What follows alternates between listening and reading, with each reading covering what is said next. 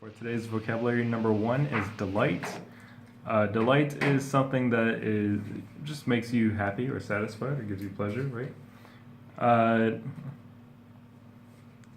You can say something as a delight like chocolate or coffee, dessert. Number two, role model. So a role model is basically someone who is kind of like the best example of something. They are almost the epitome of something, right? They serve as someone to look up to, someone to kind of lead sometimes.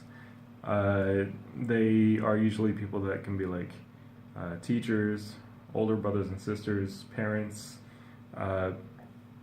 people who are usually older and help guide younger people, right? So, for some people, maybe their role model was like an older sibling or their teacher, or their role model was, maybe they studied philosophy and they felt like someone that was like a philosopher could be their role model. Number three, well-read. Someone that is well-read is just someone that reads a lot. I remember my grandmother would read like a new book every day, and then she would get bored if she didn't have a book that she didn't read before. So it was like a challenge. We would always try to find her new books, but she was a very well-read person. Number four, conquer.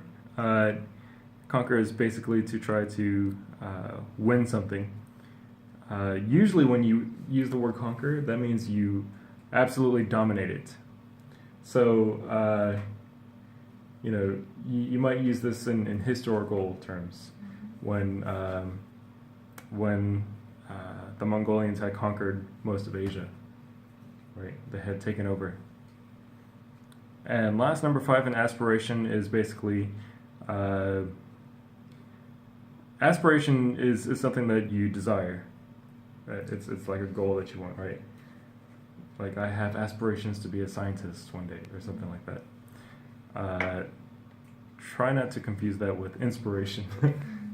Aspiration and inspiration. So, aspiration is the goal that you want to be. Inspiration is something that gives you the motivation, right? Yeah. And that's our vocabulary for today.